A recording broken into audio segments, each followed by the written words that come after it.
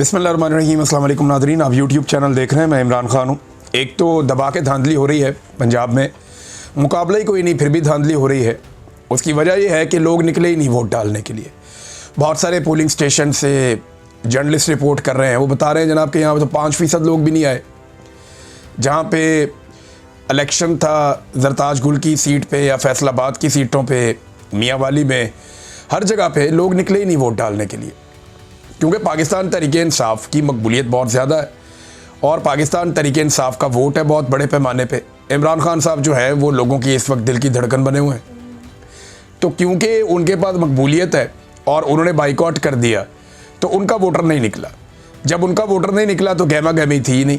तो पंजाब के इलेक्शन में ओवरऑल गहमा गहमी नहीं थी, बल्कि यहाँ तक हुआ कि हमने कई जगह पे ऑडियो सुनी और कई जगह पे ऐलानात सुने कि मस्जिदों से बाकायदा ऐलान करवाए गए कि वोटर्स निकलें और निकल कर जाकर वोट डालें। अब आप अंदाज़ा करें कि लोगों की कितनी दिलचस्पी होगी इस इंतखाब में। तो लोगों को भी आइडिया, और इमरान खान साहब का मेरे ख्याल में ये ठीक फैसला था कि बाइकआउट ही करो। उन्होंने 2 इलेक्शन लड़े हैं और दोनों के पीछे एक वजह है। एक इलेक्शन उन्होंने लाहौर का लड़ा जहाँ से हमाद अज़हर साहब के वालिद इंतकाल कर गए थे, मियाँ अज़हर साहब, और क्योंकि यहाँ पे कोई सज़ा नहीं हुई थी 9 मई में, लिहाजा उन्होंने कहा जी आम इलेक्शन लड़ेंगे। दूसरा इलेक्शन उन्होंने एक हरीपुर में लड़ा ताकि वो फ़र्क बता सकें कि जब पंजाब में इलेक्शन होता है तो यहाँ की पंजाब हुकूमत और इलेक्शन कमीशन मिलकर क्या करते हैं, और जब खैबर पख्तूनख्वा में इलेक्शन होता है तो पाकिस्तान तहरीक-ए-इंसाफ की वहाँ की सूबाई हुकूमत कितना ज़्यादा मौका देती है अपने मुखालिफिन को। बाबर नवाज़ ने खुलकर इलेक्शन लड़ा, पूरी कंपेन की, उनके किसी कारकुन को टॉर्चर नहीं किया गया, किसी को गिरफ्तार नहीं किया गया, किसी के ऊपर जुल्म तशद्दुद नहीं हुआ, बल्कि फ्री हैंड दिया गया कि आप इलेक्शन लड़ें। तो अब वो सारे लोग वहाँ पे इलेक्शन लड़ रहे हैं और बेहतरीन इलेक्शन हो रहा है हरीपुर में। तो 2 ही जगह पे गहमा गहमी थी पूरे इलेक्शन में। एक इलेक्शन जो है उसमें गहमा गहमी है लाहौर वाले में, क्योंकि यहाँ पाकिस्तान तहरीक-ए-इंसाफ मुकाबला कर रही है। तो इधर पुलिस और नून लीग ये मिलकर इलेक्शन लड़ रहे हैं और इलेक्शन कमीशन जो है वो इनकी सहूलतकारी कर रहा है। रिपोर्टें तो ये भी आ रही हैं कि इलेक्शन का टाइम ख़त्म होने से पहले, यानी वोटिंग का टाइम चल रहा था अभी, और उससे पहले ही जो फार्म है उनको साइन करवाए जा रहे हैं 45, 47, ये पहले ही साइन करो जी। अब इस किस्म की 2 नंबरी की जा रही है इस इलेक्शन में, और ये सारी चीज़ें पाकिस्तान का मीडिया रिपोर्ट कर रहा है। मीडिया वाले बेचारे रिपोर्ट कर रहे हैं सुबह से लेकर अब तक, उन्हें लगता है कि शायद ये कोई इलेक्शन हो रहा है, लेकिन ना इसमें से कुछ निकलना है और ना मीडिया की रिपोर्टिंग से कोई फ़र्क पड़ेगा। शाम के वक्त जो है वो अनाउंसमेंट कर दी जाएगी और इलेक्शन ख़त्म शुद्ध, यानी जिसको इस वक्त एस्टेब्लिशमेंट चाहेगी उसको जितवा देगी, उसका हाथ खड़ा कर देगी। मुकाबला तो कोई हो नहीं रहा मैदान में।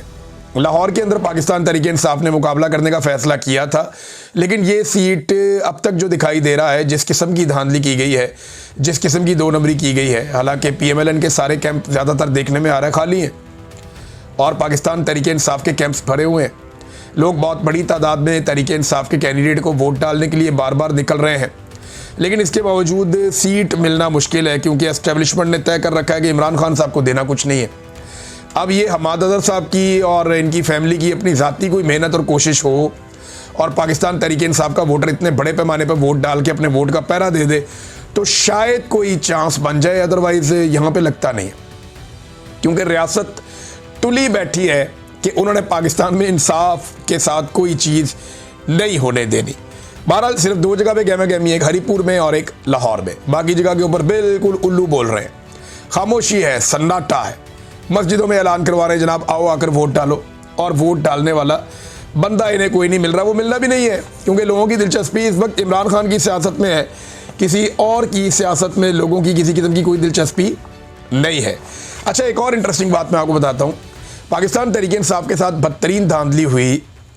वैसे तो धांधली पाकिस्तान में इलेक्शनों के अंदर होती रहती है। 2013 में भी इमरान खान साहब ने इल्ज़ामात लगाए, 2018 में इमरान खान साहब के मुखालिफिन ने इल्ज़ामात लगाए। तो ये कहा जाता था कि 10 सीटें, 5 सीटें, 15 सीटें, इस किस्म की धांधली हो जाती है। एस्टेब्लिशमेंट अपने बंदे जितवा देती है और अपने बंदे जितवाने के बाद एस्टेब्लिशमेंट उन्हें हुकूमत पे शामिल करवा देती है और उनके ज़रिए अपने काम निकलवाती है और हुकूमतों को ब्लैकमेल करती है। पुराना खेल एक चलता रहता है। लेकिन ये जो इलेक्शन हुआ इसमें तो पूरा का पूरा मैंडेट ही उड़ा दिया गया। ये 2024 के इंतखाबात का, माजी की किसी भी इंतखाबात की धांधली से किसी किस्म का कोई मवाजना आप कर ही नहीं सकते, मुमकिन ही नहीं है। बदतरीन किस्म की धांधली, बल्कि एक तरह का मैंडेट को तस्लीम ही नहीं किया गया। एस्टेब्लिशमेंट ने इस मरतबा ये किया है जैसे 70 के इंतखाबात में किया था, जब पाकिस्तान 2 लख्त हो गया उसके बाद, और उसका खुमियाजा पाकिस्तान आज भी भुगत रहा है। तो नादरीन, पाकिस्तान तहरीक इंसाफ ने पटिशन डाली थी सुप्रीम कोर्ट में कि हमारे पे धांधली होगी, पूरा का पूरा इलेक्शन ही चोरी हो गया। अब वो वफाकी आईनी अदालत में लग गई है। अंदाज़ा करें, 2.25 साल लग गए। पाकिस्तान तहरीक इंसाफ मांग रही है, ट्रिब्यूनल बनाओ, इंसाफ दो, हमारा इलेक्शन चोरी हुआ है। इस्लामाबाद के तीनों हलकों के अंदर जब नून लीग फंस गई तो जस्टिस तारिक महमूद जहांगीरी को ही फंसा दिया। तब से लेकर अब तक पूरा का पूरा इस्लामाबाद हाई कोर्ट का स्ट्रक्चर ही बदल दिया। पूरे की पूरी आईनी तरमीमें लेकर आ गए कि जनाब हमने अपनी हुकूमत नहीं जाने देनी। फिर इसी तरह आप देखें कि लाहौर के अंदर, बाकी जगहों के अंदर जहाँ जहाँ पाकिस्तान तहरीक इंसाफ के उम्मीदवार जीते थे, किसी जगह पे भी इंसाफ नहीं मिला। और अब जनाब आईनी अदालत में ये समाअत के लिए मुकर्रर कर दिया गया केस कि तहरीक इंसाफ के साथ धांधली हुई। अब 25 नवंबर को इसकी समाअत की जाएगी। और जो बड़ी इंटरेस्टिंग बात है वो ये है कि जस्टिस आमिर फारूक साहब, अल मशहूर इस्लामाबाद हाई कोर्ट वाले, जिनकी अदालत से इमरान खान साहब को जबरी तौर पे अगवा किया गया और वहाँ पे बहुत सारे लोग वो देख रहे थे, और उस गैर कानूनी अमल को ये जज साहब ने हलाल करार दे दिया था, कानूनी करार दे दिया था। बाद में सुप्रीम कोर्ट ऑफ पाकिस्तान ने उसको उड़ा दिया था, पूरी दुनिया में मजाक बना था।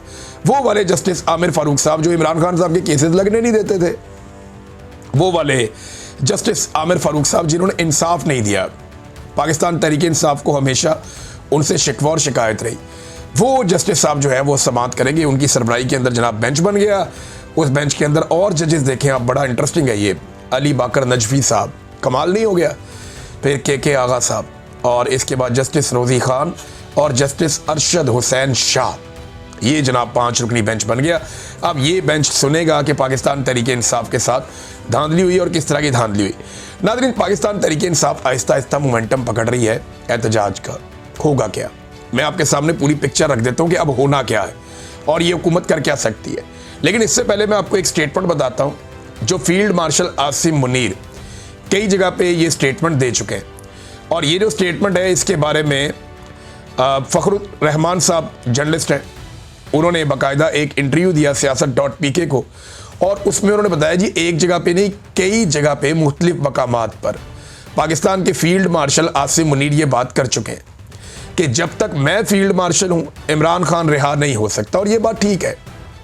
आसिम मुनीर साहब को ख़तरा है कि अगर इमरान खान बाहर आएगा तो पब्लिक के अंदर इतनी ज़्यादा मकबूलियत है कि वो एक ऐसी तहरीक खड़ी कर सकते हैं जिससे फील्ड मार्शल आसिम मुनीर और उनके बनाए हुए पूरे के पूरे निज़ाम को ख़तरा हो जाएगा। फिर उनके अपने लिए ख़तरात पड़ जाएंगे। लिहाजा वो इमरान खान साहब को इस मकबूलियत के आलम में छोड़ने का रिस्क नहीं ले सकते। और ये बात वो कई जगहों पे कह चुके हैं, ये दावा किया फ़खरुर रहमान साहब ने। तो फील्ड मार्शल साहब तो इमरान खान साहब को नहीं छोड़ेंगे, जबकि इमरान खान साहब को छुड़वाने के लिए पाकिस्तान तहरीक इंसाफ जोर लगाती रहेगी। सुहेल अफरीदी जो है वो ना सिर्फ मोमेंटम बना रहे हैं बल्कि सिर्फ एहतजाज करने से पहले वो एक ओपिनियन भी बना रहे हैं कि हमारे साथ ज्यादती बहुत हो रही है।